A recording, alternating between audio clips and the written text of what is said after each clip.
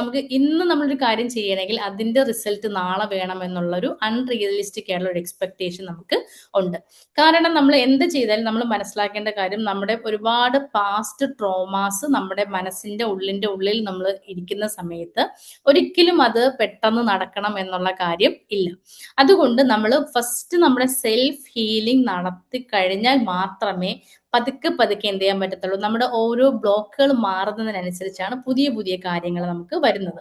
അപ്പൊ നമ്മുടെ ഒരു എക്സ്പെക്ടേഷൻ, അപ്പൊ നമുക്ക് സാധാരണ നമ്മൾ പറയും, ഓ ഞാൻ ഇത്രയൊക്കെ ചെയ്തു, പക്ഷെ എന്നാലും എനിക്ക് അത്രയും കാര്യങ്ങൾ ചെയ്യാനായിട്ട് പറ്റില്ല, അല്ലെങ്കിൽ എനിക്ക് അത്രയും അട്രാക്ഷൻസ് അല്ലെങ്കിൽ വെൽത്ത് അട്രാക്ട് ചെയ്യാൻ പറ്റില്ല, എന്റെ കാര്യങ്ങൾ നടക്കുന്നില്ല എന്ന് നമ്മൾ സെൽഫ് ബ്ലെയിം ചെയ്യുന്നതിന് പകരം നമ്മൾ എപ്പോഴും മനസ്സിലാക്കേണ്ടത് നമ്മുടെ കുട്ടിക്കാലം മുതൽ അല്ലെങ്കിൽ നമ്മൾ നമ്മുടെ അമ്മയുടെ ഗർഭപാത്രത്തിൽ ഇരിക്കുന്ന സമയം മുതൽ അമ്മ ചിന്തിക്കുന്ന ചിന്തകൾ അല്ലെങ്കിൽ അച്ഛന്റെ ചിന്തകൾ എല്ലാം നമ്മൾ എന്താണ് നമ്മളൊരു ട്രോമ അല്ലെങ്കിൽ ഒരു മണിയുമായിട്ടുള്ള ഒരു ഒരു ഒരു എന്താ പറയുക ഒരു ശത്രുപക്ഷം നമ്മുടെ അവിടെ വരുന്നുണ്ട്. അപ്പൊ അതെല്ലാം നമ്മുടെ ലൈഫിനെ ബാധിക്കുന്ന കാര്യങ്ങൾ. അപ്പം ആ ഒരു പ്രായം മുതലേ നമ്മുടെ മണിയുമായിട്ടുള്ള എക്സ്പെക്ടേഷൻ അല്ലെങ്കിൽ മണിയെ കുറിച്ച് ആലോചിക്കുമ്പോൾ നമ്മുടെ പാരന്റ്സ് അല്ലെങ്കിൽ നമ്മുടെ ചിലപ്പോൾ ഗ്രാൻഡ് പാരന്റ്സ് ഇവരുടെ എല്ലാവരുടെയും ജീനോംസ് നമുക്കുള്ളത് കൊണ്ട് ഈ പ്രോബ്ലംസ് എല്ലാം എന്ത് ചെയ്യും നമ്മൾ പതുക്കെ പതുക്കെ അഫക്റ്റ് ചെയ്തു വരുന്നുണ്ട്. അതുകൊണ്ട് നമുക്ക് കുട്ടിക്കാലത്ത് അല്ലെങ്കിൽ നമ്മുടെ ഈ ഒരു മണി പ്രോബ്ലം എന്ന് പറയുന്നത് ചിലപ്പോൾ കുട്ടിക്കാലത്ത് നമ്മുടെ പാരന്റ്സിന്റെ ഭാഗത്ത് നിന്ന് കിട്ടിയതായിരിക്കാം,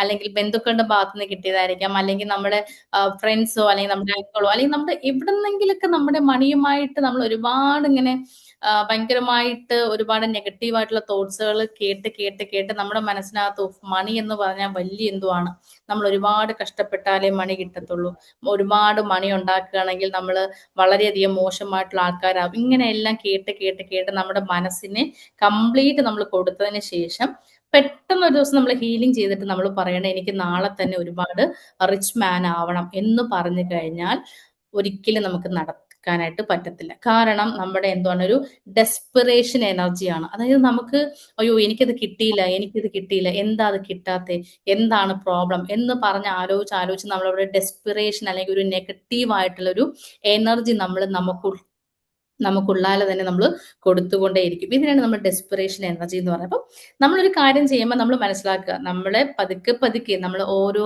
ബ്ലോക്സുകളായിട്ട് നമ്മൾ മാറ്റി മാറ്റി മാറ്റി വരുമ്പോൾ നമ്മൾ ക്ലിയർ ആവുമ്പോൾ അല്ലെ, നമ്മളൊരിപ്പോൾ വെള്ളത്തിൽ തന്നെ നമുക്കറിയാം, ഇപ്പൊ നമ്മളൊരു വെള്ളത്തിൽ ഒരു ഓയിൽ നമ്മൾ ഒഴിക്കുകയാണെന്നുണ്ടെങ്കിൽ ആ ഓയിൽ ഇങ്ങനെ സ്പ്രെഡ് ചെയ്ത് കിടക്കും.